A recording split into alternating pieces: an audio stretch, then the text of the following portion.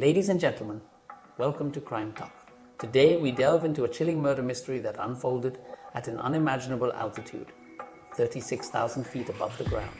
Our story takes us back to July 23rd, 1999, when the world was a different place and air travel security wasn't as stringent as it is today.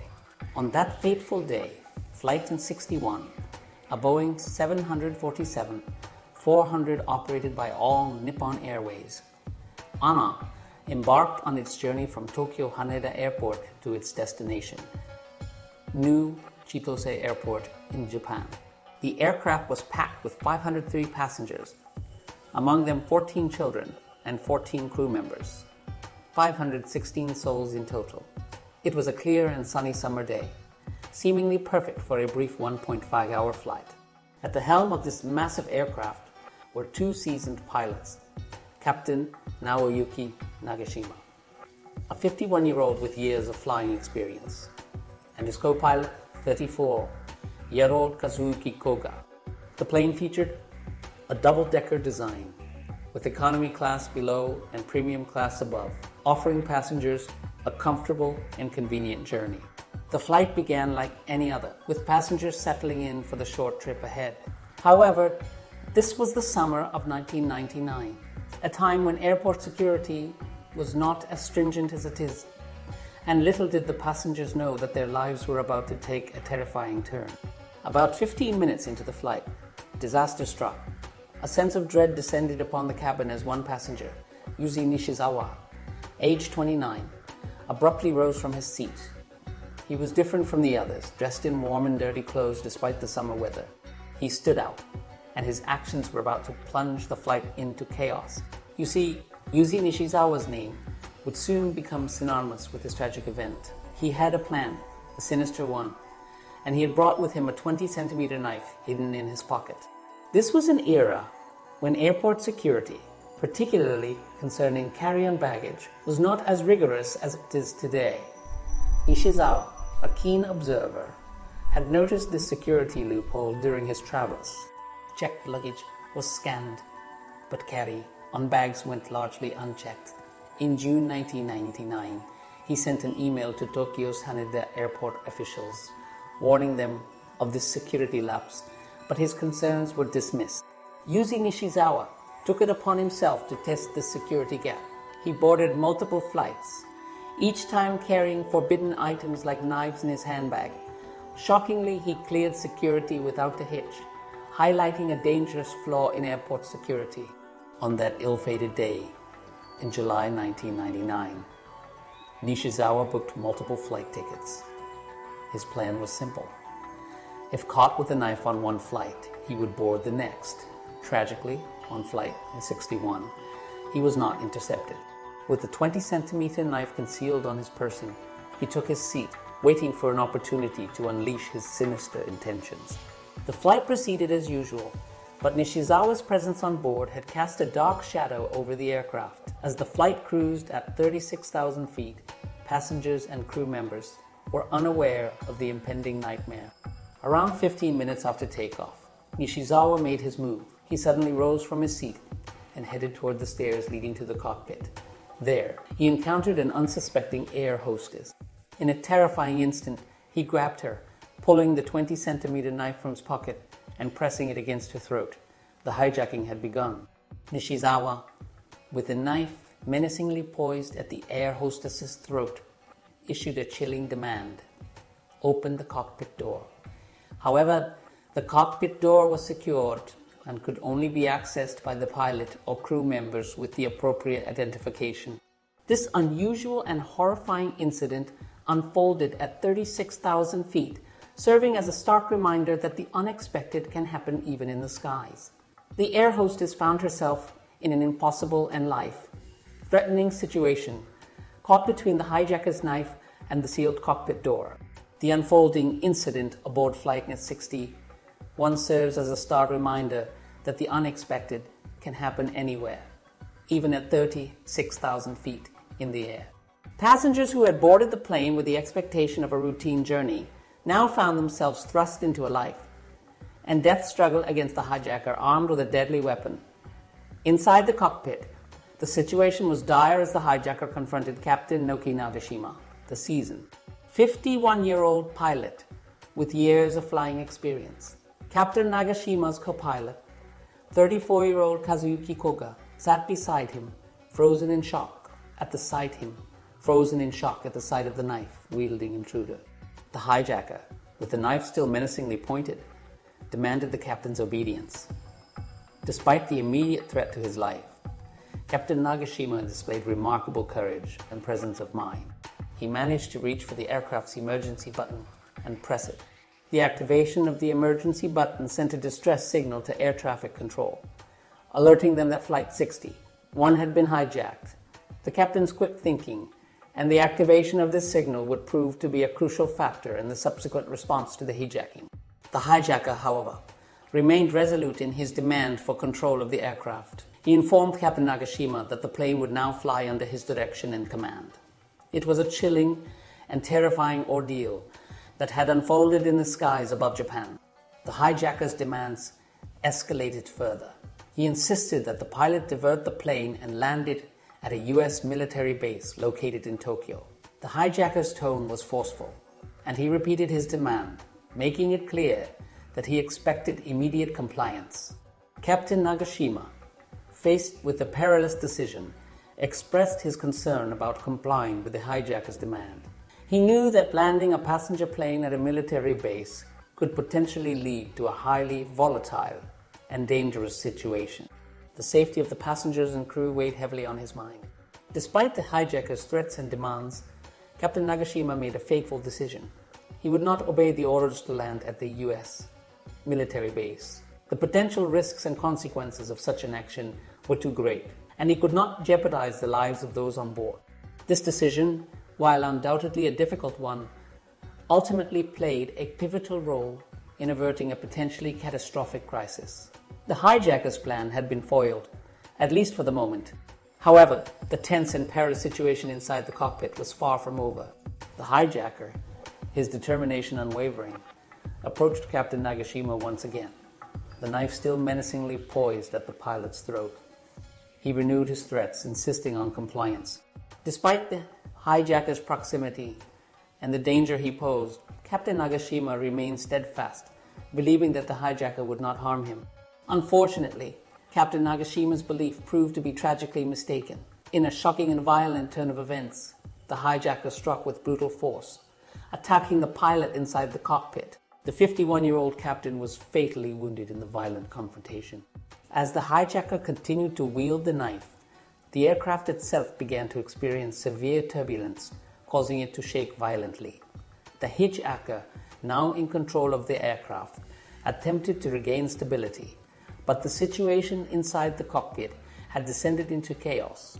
The crew members were terrified, and the plane continued to experience turbulence, adding to the passengers' fear and anxiety.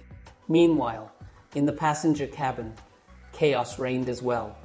The sudden turbulence and the absence of any communication from the cockpit had passengers on edge. The 14 children on board, who had likely been excited about their journey, began to cry, further escalating the tension among the adults. Recognizing the need for immediate action to calm the distressed children and reassure the frightened passengers, the quick-thinking crew members decided to play cartoons on the cabin screen. This distraction provided a momentary respite for the children and helped alleviate some of the tension. Back in the cockpit, the co-pilot Kazuyuki Koga, who had been forced out of his seat by the hijacker, sensed that something was terribly wrong.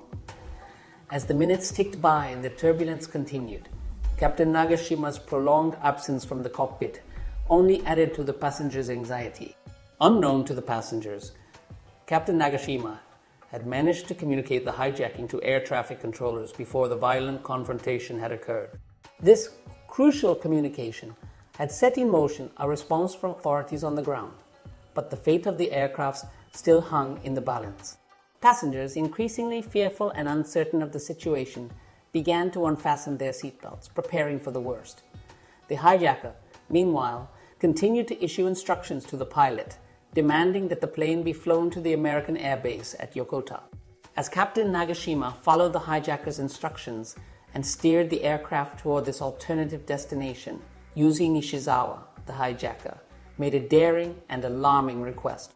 He asked to take control of the aircraft himself. Captain Nagashima, likely shocked and horrified by the events unfolding in the cockpit, vehemently refused to grant this request. He knew that handing over control of the aircraft to the hijacker could lead to even greater peril. Frustrated and increasingly agitated, the hijacker responded to the captain's refusal with extreme violence. In a horrifying act, he repeatedly stabbed Captain Nagashima in the neck and shoulder, inflicting severe and ultimately fatal injuries. As the captain succumbed to his wounds, the aircraft entered a sharp and perilous dive, descending rapidly to an altitude of just 980 feet, 300 meters, above sea level at one point. The passengers and remaining crew members were thrust into a nightmarish freefall, with no means of regaining control of the aircraft. Desperation filled the cabin as the aircraft hurtled toward disaster. The passengers, who had initially hoped for a safe and routine journey, now faced a terrifying reality. Their plane was rapidly descending, and a crash seemed imminent. However, amidst the chaos and despair, a glimmer of hope emerged. Several strong and courageous passengers, aided by the co-pilot, Kazuyuki Koga, managed to break into the cockpit. What they encountered inside was a scene of horror. A young man wielding a knife was attempting to fly the aircraft. With remarkable bravery, these passengers managed to wrest the knife away from the hijacker, gaining control of the situation. They quickly secured him with belts and ties, ensuring that he could no longer pose a threat to the safety of the aircraft. Co-pilot Kazuyuki Koga, despite the harrowing circumstances, took charge of the aircraft. The plane, which had descended dangerously low to just 1,800 meters from its original altitude of 36,000 meters, was now on the brink of catastrophe. A catastrophic crash seemed imminent, with mere seconds separating the aircraft from disaster. However, against all odds, Kazuyuki Koga, the co-pilot, exhibited extraordinary skill and composure. With nerves of steel, he managed to regain control of the aircraft, slowly and painstakingly restoring its altitude. In the midst of this heart-pounding crisis, Koga also took the critical step of informing air traffic control of the dire situation on board Flight NA-61. His communication with ground control would prove instrumental in coordinating the safe return of the aircraft to Haneda Airport. The passengers, still reeling from the ordeal they had just endured, watched in awe and relief as the plane's altitude stabilized, averting the catastrophic crash that had seemed inevitable only moments before. Imagine the sheer terror of being on a plane where the pilot lay lifeless and an emergency landing appeared unavoidable. The passengers of Flight NA-61 had faced this chilling scenario head-on, and through a combination of courage, determination, and the expertise of co-pilot Koga, they had narrowly escaped a devastating tragedy. With the hijacker now subdued and the aircraft under control, a collective sigh of relief echoed through the cabin.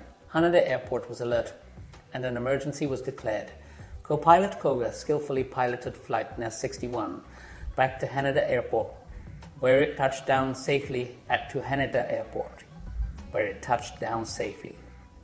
For the passengers, many of whom had feared they might never see the ground again, the sight of buildings and roads up close from the plane's windows was both surreal and reassuring. One by one, they were evacuated from the aircraft, stepping onto the runway with gratitude and relief. Upon landing, the hijacker, Yuzi Nishizawa, was immediately apprehended by Tokyo police and taken into custody. The threat had been neutralized, and the lives of the 502 passengers and crew on board had been saved. However, the tragic toll of the hijacking had already been exacted. Despite the successful landing and the collective sigh of relief, there was a heavy cloud of sorrow hanging over the aircraft. Captain Naoki Nagashima, the 51-year-old pilot who had displayed unwavering courage in the face of the hijacker's threats, had succumbed to his injuries en route back to Haneda Airport. His bravery and sacrifice would be remembered forever. The lingering question that haunted everyone involved in this harrowing incident was, why would a 28-year-old Yuji Nishizawa hijack a plane at 36,000 feet? What was his motive, and where did he intend to go? The answers to these questions would uncover a disturbing and perplexing truth about the tower. Hijacker's motivations and state of mind. Yuji Nishizawa, a Tokyo native, led a solitary lifestyle, and his only notable hobby was playing video games, particularly flight simulators. Nishizawa's obsession with flight simulation games extended far beyond mere entertainment. He immersed himself in these virtual worlds, gaining a deep understanding of cockpits, aircraft controls, and the intricacies of flying. In essence, he was virtually piloting planes long before he ever set foot on a real aircraft. As his fascination with flight simulation grew, Nishizawa began taking short flights from Tokyo's airports, using them as opportunities to bridge the gap between the virtual and the real. However, it was during these flights that he made a troubling discovery, one that would ultimately lead to the fateful events of July 23, 1999. Nishizawa observed that while checked luggage underwent thorough security scanning, carry on bags were subjected to significantly less scrutiny. In 1999, airport security protocols were not as stringent as they are today, and this security loophole troubled him deeply. In an attempt to draw attention to this critical security lapse, Nishizawa took a bold step. In June 1999, he sent an email to the officials at Tokyo's Haneda airport, outlining the vulnerability of carry on baggage checks and the potential risks this posed. He believed that his warning would prompt swift action to address the security gap. However, Nishizawa's warning went unanswered. The airport security management acknowledged his email but failed to take any meaningful action to rectify the situation. This lack of response left Nishizawa frustrated and disillusioned, and he resolved to take matters into his own hands. On July 23, 1999, Nishizawa took a series of calculated steps that would lead to the hijacking of Flight 861. He had already tested the security gap multiple times, carrying forbidden items such as knives in his handbag on several flights, each time without being detected. His plan for that fateful day was to board Flight 860, one with a 20-centimeter knife hidden on his person. If his illicit cargo was discovered, he would reveal the knife, prompting questions about airport security measures. However, if he managed to board the plane unimpeded, he had a much darker agenda in mind. As the flight took off, Nishizawa knew that this was his moment. With the 20-centimeter knife concealed, he abruptly rose from his seat, heading toward the cockpit stairs. There, he encountered an unsuspecting air hostess, and in a matter of seconds, the hijacking had begun. Nishizawa's demand to open the cockpit door was met with the cold reality that the door could only be accessed by the pilot or crew members with the necessary identification. This stalemate set the stage for a terrifying confrontation at 36,000 feet in the air.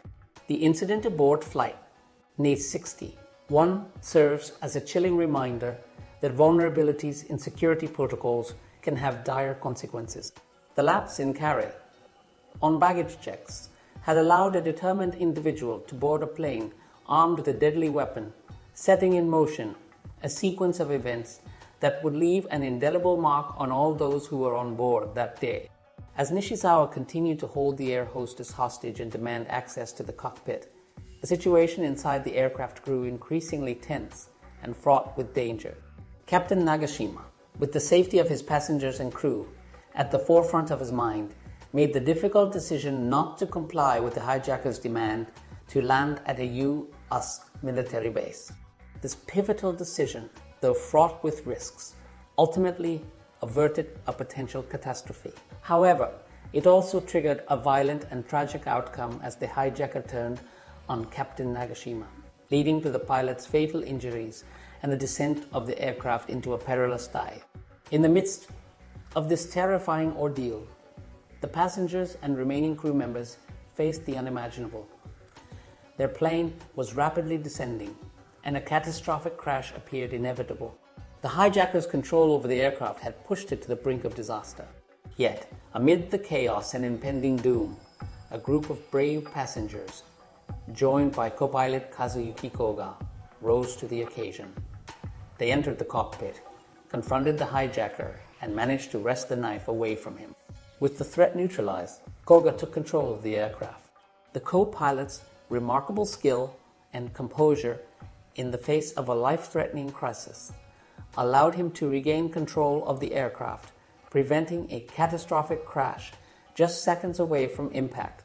The passengers, who had braced themselves for the worst, watched in awe and relief as the plane's altitude stabilized. The nightmare was over, and their lives had been spared through courage, determination, and the expertise of those who had refused to succumb to terror. With the hijacker subdued and the aircraft under control, Flight 61 made its way back to Haneda Airport, where it landed safely. For the passengers and crew, it was a moment of profound relief and gratitude. However, the tragic toll of the hijacking had already been exacted. Their heroic captain, Naoki Nagashima, had succumbed to his injuries. As the authorities apprehended the hijacker, the question of why a 28-year-old man would hijack a plane at 36,000 feet remained unanswered. The motive behind this harrowing incident remained shrouded in mystery, and it was a question that would haunt investigators and the public alike. As the investigation unfolded, a complex and unsettling portrait of the hijacker, Yuji Nishizawa, began to emerge. He was a Tokyo native whose life had taken a dramatic and troubling turn. While the events of that day would forever be etched in the memories of those who survived, the motive behind the hijacking continued to baffle and disturb all who sought to understand it. In the aftermath of the hijacking, Nishizawa's mental state became a subject of intense scrutiny and debate. Was he a calculated criminal or a troubled individual struggling with mental health issues? The answer would prove to be elusive, as his actions defied easy categorization. In the courtroom, Nishizawa's mental state would become a central point of contention. An expert investigation into his psychological condition was ordered, and the findings revealed a complex and troubling picture. While he was not deemed entirely mentally unfit, his actions had been significantly influenced by the consumption of drugs.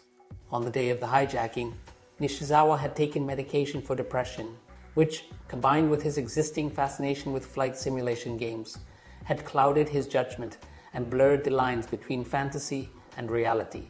In a dramatic twist, Nishizawa's own actions would further complicate the legal proceedings. While in the hospital, he attempted suicide, surviving with a broken leg.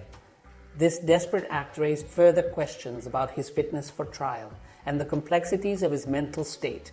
After prolonged and contentious legal battle, Nishizawa was found guilty of murder in 2005. However, the court's initial ruling judged him to be of unsound mind, holding him only partly responsible for the hijacking and Captain Nagashima's death. In the days that followed, a subsequent court hearing overturned this initial ruling, sentencing Nishizawa to life imprisonment. The debates surrounding his mental state, his culpability, and the tragic consequences of his actions would persist for years to come.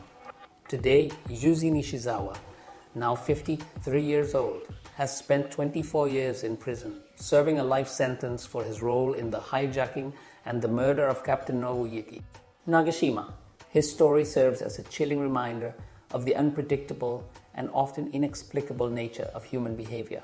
The aftermath of the hijacking also saw legal action taken by Captain Nagashima's family. They filed a lawsuit against All Nippon Airways, the Japanese state, and Nishizawa's family, alleging that poor security at the airport and on board the flight had contributed to the hijacking.